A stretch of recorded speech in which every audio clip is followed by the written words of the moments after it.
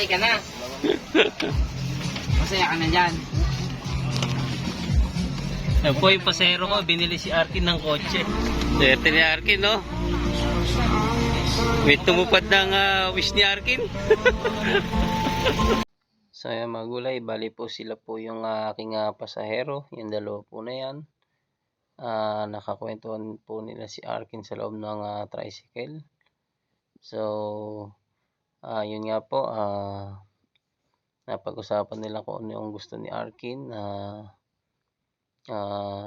laruan. So, yun nga, yung coaching the remote ang nagustuhan ni Arkin, yan.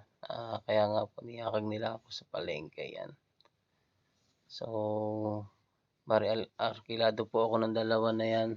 So, bago ko po sila ihatid sa lugar na paghahatiran sa kanila, ayan po, niyakag muna nila ako sa palengke para ibili si Arkin ng yung pangarap niya na laruang the remote na kotse. Ayan, ibinili nga po nila, ayan, binayaran na po nila. Tuwan-tuwa nga po si Arkin dyan, no. Ayan, hindi po namin naasahan na thank you kuya, thank you kuya. May magbibigay kay Arkin ng laruan. Siguro po natuwa sila kay Arkin, yan. Tuwa si Arkin, oh.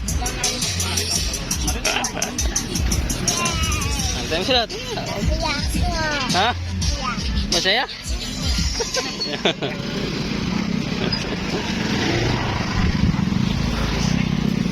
Natanong ko siya kung ayaw niya mas malaki. Ayaw na daw. Tuwa si Arkin. Mas malaki, pumunta pa sa ibang ano eh.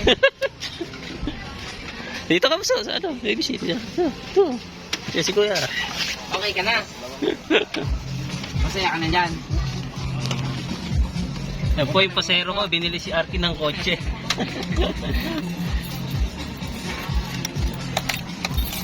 Okay, salamat, no? Nakapasko yun, no?